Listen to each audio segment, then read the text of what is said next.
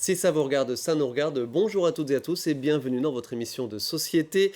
Dans l'actu en matière d'éducation, il y a quelques jours les Parcoursup. Précédemment, il y a eu les manifestations contre les groupes de niveau au collège. Nous nous intéressons cette semaine à cette troisième actu en matière d'éducation, de professionnalisation, la suppression prochaine de l'aide versée aux entreprises pour prendre un jeune ou un moins jeune en contrat de professionnalisation. Qu'en est-il en détail et surtout quelles en seront les conséquences attendues en matière de recrutement et donc de soutien à l'activité économique? Élément de réponse avec nos trois invités. Cédric Rouste, bonjour. Bonjour Vous êtes le Ludovic. président de la CPME Vosges, CPME. La Confédération des petites et moyennes entreprises. Combien d'entreprises sur notre département? Une extrême majorité d'entreprises En fait, au niveau de l'association, au niveau, au niveau des Vosges. au niveau des Vosges, pardon, donc il y a plus de 20 000 entreprises. Et donc effectivement, l'objectif de la CPME des Vosges, c'est de défendre avant tout les petites et les moyennes entreprises, structure patrimoniale. Pascal Marco, bonjour. Vous êtes le président des Voyages Marco à Certigny et à Chavelot. Voyages Marco qu'on ne présente plus évidemment, l'autocariste, mais vous êtes aussi président de deux magasins de vélo, Véloland et Vélo Eco à Chavelot. Deux casquettes. Et vous êtes aussi membre de la FNTV, la Fédération nationale des transports de voyageurs. Vous en êtes le coprésident pour la région Grand Est. Absolument. Merci beaucoup Pascal. Et Cyril Bastien, bonjour. Bonjour. Vous êtes le directeur du BTP CFA Vosges à Arches. Le BTP CFA, donc Centre de formation des apprentis du BTP à Arches. Combien de jeunes, combien de formations chez vous? 550 apprentis cette année, une vingtaine, 25 formations sur une vingtaine de métiers. Ok, et donc parmi ces apprentis, certains sont en contrat de professionnalisation. Cédric Rouste, l'actu, donc cette suppression prochaine, donc au 1er janvier prochain, mais voilà, tout ça a été acté là ce printemps, de cette fameuse aide de 6 000 euros versée par l'État aux entreprises pour le soutien à l'embauche d'un jeune ou d'un moins jeune, parce qu'on est sur du contrat de professionnalisation. Ça fait partie grosso modo de cette grande famille de l'apprentissage. Dans le détail, ou qu'en est-il exactement? Voilà, on est donc sur une aide de 6 000 euros qui va disparaître. Totalement, donc c'est un très mauvais signe pour nous, étant donné qu'on parle bien de contrat de professionnalisation. À savoir, malheureusement, il y a des enfants, enfin des élèves qui décrochent de l'éducation nationale, qui se retrouvent entre guillemets sans emploi, qui souhaitent effectivement raccrocher des wagons avec une formation qui débouche vers un emploi. Pour une entreprise, surtout la petite et moyenne entreprise, l'aide des 6 000 euros, c'est quand même un geste important, sachant qu'on est là pour former ces futurs travailleurs et pour pouvoir les garder derrière. Cyril Bastien, donc effectivement, il y a les contrats d'apprentissage et les contrats de professionnalisation dans dans les grandes lignes. Qu'est-ce qui différencie l'un de l'autre? Sachant que en majorité, il y a les contrats d'apprentissage et il y a aussi les contrats de professionnalisation. C'est moins important en volume. Ce qui va différencier principalement, ça va être les charges patronales qui vont être dues dans le cadre du contrat de professionnalisation et pas dans le contrat d'apprentissage. Et le contrat de professionnalisation va pouvoir répondre à des besoins de formation pour un public adulte. Et le contrat d'apprentissage, ça peut aussi viser à une poursuite d'études, quoi. À une poursuite d'études, oui. Donc là, Puisque le contrat de d'apprentissage, professionnalisation, on est vraiment à viser insertion directe, quoi. c'est ça, oui. Ok. Cédric Rouste, donc effectivement, cette actu, quel regard vous en avez et quelles sont vos craintes sur le tissu économique des TPE, PME sur notre département? Une nouvelle fois, nous sommes dans un secteur rural, hein, donc les grosses entreprises sont forcément moins concernées. Et donc, une nouvelle fois, comme je le disais précédemment, c'est un très mauvais signe, étant donné que l'État souhaite faire des économies, ce que j'appellerais des bouts de chandelle, étant donné qu'une petite entreprise n'a pas les mêmes moyens qu'une grosse entreprise. Et une nouvelle fois, notre cœur d'entreprise du départemental, c'est la petite entreprise. Donc, c'est hyper important pour elle, effectivement, d'avoir ce soutien. C'est pas une prime qu'on donne pour faire plaisir aux gens, mais c'est pour créer de l'emploi, c'est pour professionnaliser ces jeunes en cours de reconversion. Et sachant que pour l'instant, ça permettait quand même à des jeunes on va dire, d'être soutenus financièrement parlant jusqu'à l'âge de 30 ans, selon. Alors, je réitère, grosso modo, quelques 3000 apprentis sur notre département. Totalement. 3000, on garde en tête ce chiffre, dont une partie en contrat de professionnalisation précisément. Mais le chiffre est pas vraiment précisément déterminé. Non. Ok. C'est noyé dans la masse. C'est noyé dans la Ouais. masse. Mais c'est aussi l'occasion de parler de l'apprentissage Mm. de façon un petit peu plus globale. On voit le centre de formation qui a été monté justement du côté de Saint-Dié-des-Vosges pour les deux grosses entreprises autour de la bijouterie qui sont en train de se développer et qui embauchent plusieurs dizaines de personnes du côté de Saint-Dié-des-Vosges. Alors, Cédric Rousse, un petit mot là-dessus sur je veux dire, l'écosystème aujourd'hui de l'apprentissage dans notre département. Avant, c'était uniquement des centres de formation. Il y a eu cette fameuse loi en 2018 où il y a eu derrière une massification, un fort développement de l'apprentissage, mais quelque part, ça a peut-être été un petit peu trop vite, justement. Je pense qu'il y a beaucoup de choses qui sont à revoir. Déjà, précédemment, on discutait ensemble par rapport à la volonté de l'État de développer l'apprentissage. C'est une chose, c'est très bien, mais faut-il qu'il y ait des moyens qui soient derrière et aussi faire évoluer les mentalités, tant sur le plan familial qu'au niveau de l'éducation nationale, au niveau des profs, pour qu'effectivement il y ait de plus en plus d'apprentis qui se lancent dans toutes les filières dont les entreprises ont besoin. Pascal Marco, Voyage Marco, et puis donc deux magasins de vélos, grosso modo, on va dire, et 160, 170 personnes qui travaillent sous votre direction. Combien d'apprentis vous avez? Et puis surtout, quel regard, bien sûr, d'entrepreneur vous portez sur l'apprentissage?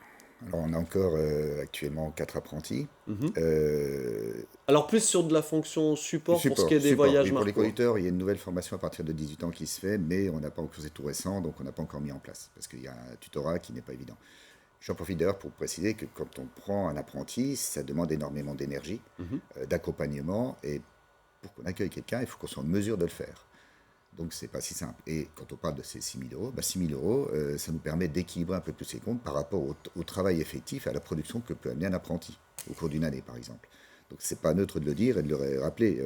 Les entreprises ne prennent pas des apprentis pour faire vraiment du business. Elles sont là pour concrétiser des projets, faire avancer un jeune et l'amener dans un métier qu'il apprécie.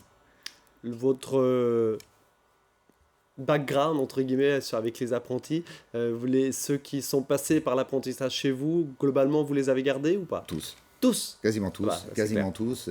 Tous sont gardés. En fait, on recrute un apprenti comme un salarié normal. Mhm.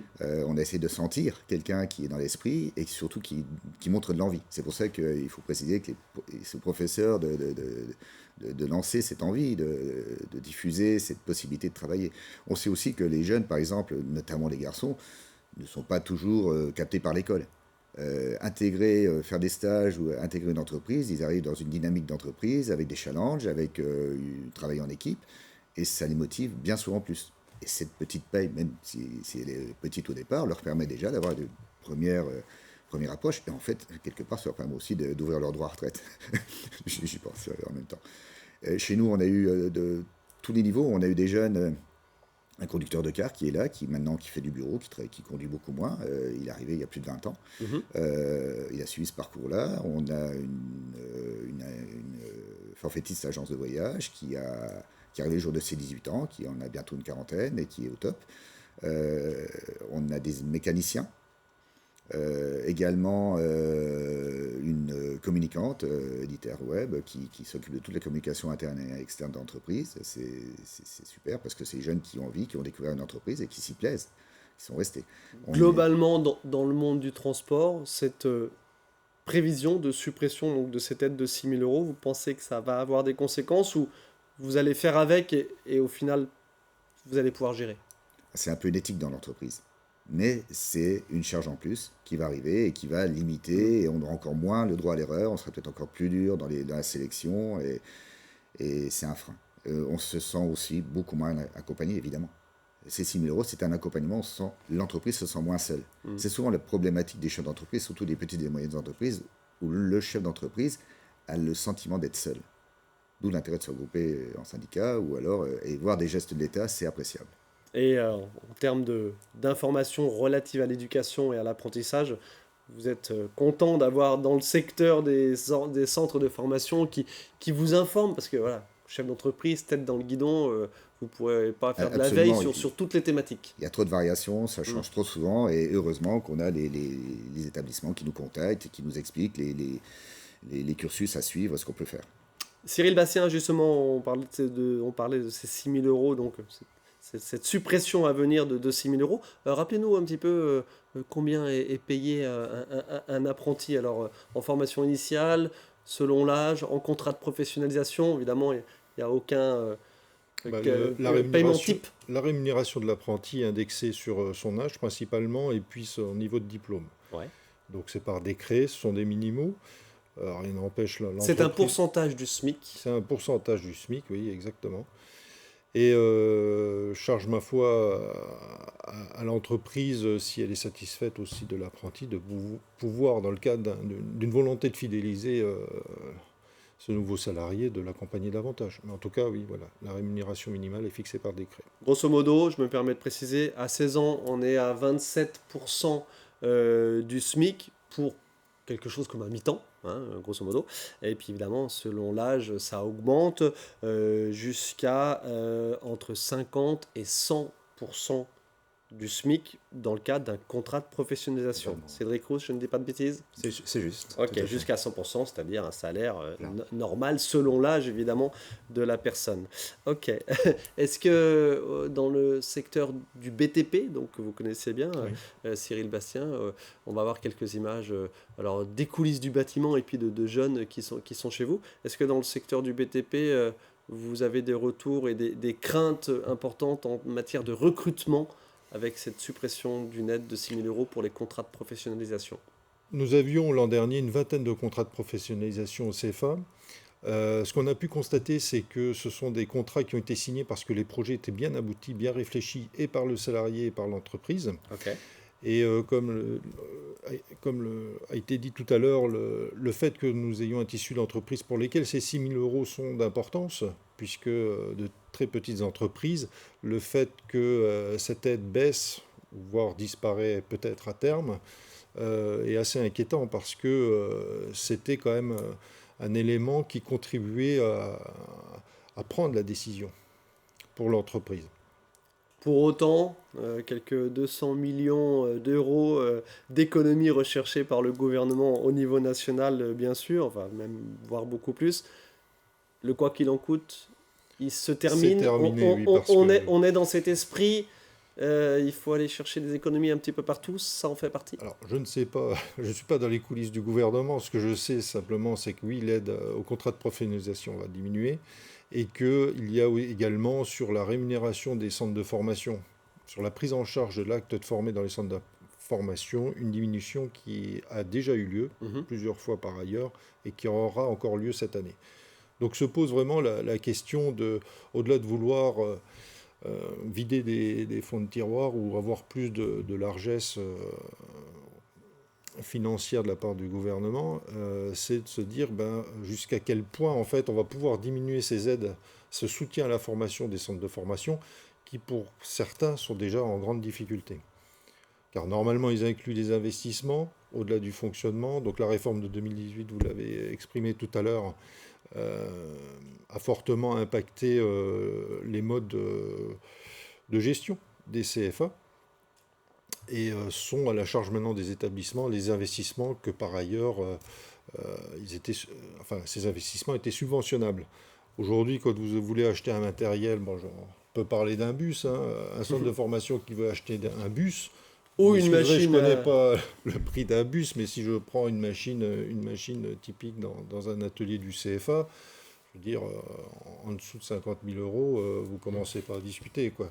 Donc 50 000 euros, la démarche voulue par l'État de rendre les centres de formation plus entrepreneuriales, mais dans l'esprit, c'est est-ce que je vais souscrire un emprunt plutôt, parce que les subventions n'existent plus, bien que la région encore, heureusement, nous donne un petit coup de pouce, plus les OPCO, les opérateurs de compétences, quand on a besoin d'acheter du matériel, mais il y a un reste à charge néanmoins qui pèse dans les comptes et sur la capacité d'offrir une formation en adéquation avec le besoin du terrain aujourd'hui. Comme quoi, peut-être la dizaine de millions d'euros qui ont été investis dans le CFA BTP d'Arche, là, il y a quelques années, étaient les bienvenus et vous donnent une petite bouffée d'air. Ah, absolument. Hein. Sans cela, on aurait bien du mal. Ok, on le voit évidemment quand on passe sur la 2x2 voies, le bâtiment du BTP CFA d'Arche qui a été refait tout récemment. Un investissement porteur, bien sûr.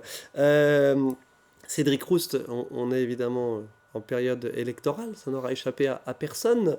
La CPME, allez, on va prendre un petit peu de hauteur par rapport aux élections européennes. Quelles sont les grandes lignes, les grandes actus que vous portez, que vous défendez donc, pour les PME au niveau français et européen? Alors déjà, il faut savoir, bon, bien entendu, la CPME est apolitique, ça c'est un point qui est quand même déjà important. D'autre part, au niveau national, il faut savoir qu'aujourd'hui, la CPME porte 80 propositions, Ouais. et au niveau européen, 150 propositions. Donc je vais vous citer deux exemples, par exemple. C'est que, par exemple, nous avons lancé le test PME, ce qui a été validé par Elisabeth Borne le 30 novembre l'année dernière lors d'un pacte PME. En quoi il consiste? Tout simplement, c'est au lieu de faire passer une loi, un arrêté, on va dire brutalement au niveau des entreprises, c'est que des entreprises fassent le test pour effectivement vérifier si c'est applicable ou pas. Voilà. Un crash test aussi, on peut Totalement, utiliser ce terme totalement. avant de mettre en place des choses. Ça peut être pas mal. Allez, deuxième Deuxième proposition, exemple, on est dans c'est l'actu. qu'on parle toujours de millefeuille administratif. On rajoute de la loi, de la loi, de la loi. La fameuse simplification. Voilà. Qu'est-ce qu'il y a? Le choc de simplification n'a pas eu lieu? L'entreprise ne s'en sort plus. Les petites boîtes ont beaucoup de mal à s'en sortir. Mais par exemple, ce que propose la CPME, une nouvelle fois, c'est de supprimer des lois qui n'ont plus été utiles ou utilisées pendant 10 ans. Ah. Donc ça a du sens. Donc au lieu d'en rajouter, on va en supprimer parce qu'effectivement, ce sont des lois qui ne sont plus applicables ou qui n'ont pas été appliquées tout simplement. Ok, si on revient sur l'apprentissage, qu'est-ce que l'apprentissage, le recrutement, l'accompagnement, le soutien à l'activité économique, quelle est la mesure phare que vous défendez? On est sur Bonne question. on est sur l'activité économique pure et dure pour soutenir l'activité, qu'on soit une grande entreprise ou une PME. C'est continuer à motiver les jeunes à aller vers l'apprentissage. Ouais, Il y a une image en France qui est trop négative par rapport à l'apprentissage. j'allais finir là-dessus. C'est vraiment, voilà, c'est pour nous le cœur du problème, il est là. On a l'exemple des Allemands, nos voisins, qui sont bien plus performants que nous. Il n'y a pas de honte à faire l'apprentissage, bien au contraire, bien au contraire. C'est intégrer véritablement, plutôt que de pousser les jeunes vers des études longues en fac ou des choses comme ça, où finalement ils ne s'y retrouvent pas, où ils profitent plutôt de la vie avec Erasmus ou je ne sais quoi. Je ne faut pas généraliser, mais aller vers du concret, c'est beaucoup plus parlant. C'est une ambition depuis des années. C'était, j'allais dire, ça a été combattu avec cette loi en 2018 qui a massifié vraiment l'apprentissage. Alors peut-être un petit peu trop parce qu'on voit qu'il faut un petit peu réajuster les choses, mais vous estimez que c'est toujours un petit peu dans les états d'esprit, dans les esprits. Nous, on se rend compte au recrutement qu'on a beaucoup de jeunes qui arrivent, qu'on n'a pas à sélectionner vraiment, qui sont arrivés à des bacs plus 5, mais qui ne savent vraiment pas ce qu'ils vont faire encore. Donc, là, vous l'apprentissage, estimez qu'il y a un problème. Non, il y a un décalage entre la formation Ouais. et les besoins des entreprises. en plus. Mais ça, c'est chronique depuis des décennies. Je veux dire, ça, c'est vraiment un problème rédhibitoire et qui a du mal à évoluer. Vous le voyez aussi dans le BTP, Cyril Bastien? Ou un L'ancre- peu moins? L'ancrage dans le monde du travail est fondamental pour faire un choix de vie, en fait. Et plus tôt il est fait, mieux c'est. Maintenant, pour le CFA, on a majoritairement des apprentis dont l'âge oscille entre 16 et 18 ans. Et il est vrai qu'à 16 ans, connaître son métier, c'est difficile de faire un choix. C'est difficile de faire un choix, donc il faut s'essayer, il faut avoir une entreprise qui soit un vrai partenaire, c'est-à-dire c'est pas simplement considérer que l'apprenti est de la main-d'œuvre, c'est considérer que c'est son salarié de demain, donc rentrer dans un cursus de formation et d'accompagnement qui est permanent, donc les aides sont vraiment pertinentes parce qu'il y a, je le vois dans le bâtiment, les entreprises sont vraiment, vraiment attentives à ce niveau-là. Elles veulent vraiment garder leurs futurs salariés de demain. Et puis, ça prend du temps de former les gens. Et c'est une vraie plus-value pour l'entreprise. Bon nombre de chefs d'entreprise sont déjà d'un certain âge. Ils vont chercher à vouloir rétrocéder leur entreprise aussi. Donc, il y a vraiment un vrai challenge et une vraie ambition sur le territoire à vouloir garder au niveau démographique tous ces jeunes publics. La session reprise, on va peut-être terminer là-dessus effectivement, parce que vous étiez, Cédric Roust et Pascal Marco, récemment en réunion à la CCI, j'imagine. Ça, c'est toujours un thème évidemment d'actu. Alors, on connaît la difficulté dans le monde agricole, mais il y a aussi énormément, Pascal Marco, énormément là, prochainement, dans les années qui viennent, d'entreprises à reprendre, des TPE, des PME, des entreprises artisanales. Ça, c'est un vrai thème d'actu. Totalement, totalement. Et alors, quid de la formation de ces futurs repreneurs? Ou alors là, il faut être repreneur et entrepreneur en même temps? Absolument, absolument. Et là, je suis particulièrement concerné puisque j'ai la chance d'avoir 2 fils qui reprennent. C'est une bataille, ça n'a pas été simple. Je voulais être sûr qu'ils veuillent le faire. Autrement, effectivement, on aurait pensé à reprendre en interne. Mais j'ai beaucoup de confrères qui ont vendu à des groupes. Et donc, ce sont des petites entreprises qui disparaissent. C'est une façon d'humanité qui disparaît aussi, puisque ça devient plus impersonnel. Et c'est dommage parce que la richesse de nos pays, notamment nos territoires ruraux, ce sont les petites et moyennes entreprises rurales et locales en tout cas.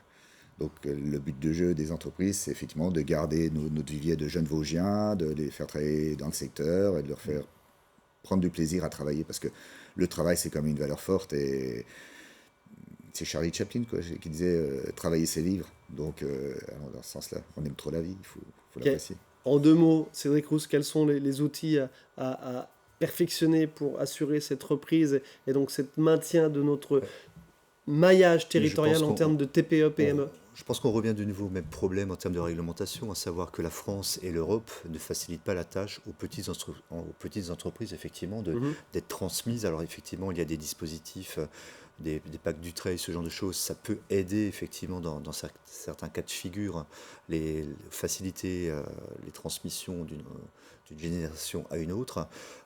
Mais malheureusement, il y a d'autres pays qui facilitent la tâche, par exemple d'un point de vue fiscal, entre autres, pour qu'effectivement ça se passe dans les meilleures conditions possibles. Et une nouvelle fois, Pascal Marco va souligner un point important, c'est que la réglementation, il en faut, que ce soit en France, que ce soit en Europe. Par contre, elles sont avant tout adaptées aux grandes structures. Donc, une grande structure a son service juridique, etc. C'est très bien. Par contre, une petite structure comme les nôtres, lesquelles je représente aujourd'hui dans les Vosges, c'est un tout autre travail. Comme on disait précédemment, le chef d'entreprise d'une petite structure va devoir effectivement être au charbon, de maîtriser tous les process de A à Z. C'est son job, ok, mais en termes de réglementation, c'est trop lourd. Ce choc de simplification que vous appelez de nouveau de vos voeux. On l'a bien compris. Allez, merci à tous les trois de votre participation à cette émission.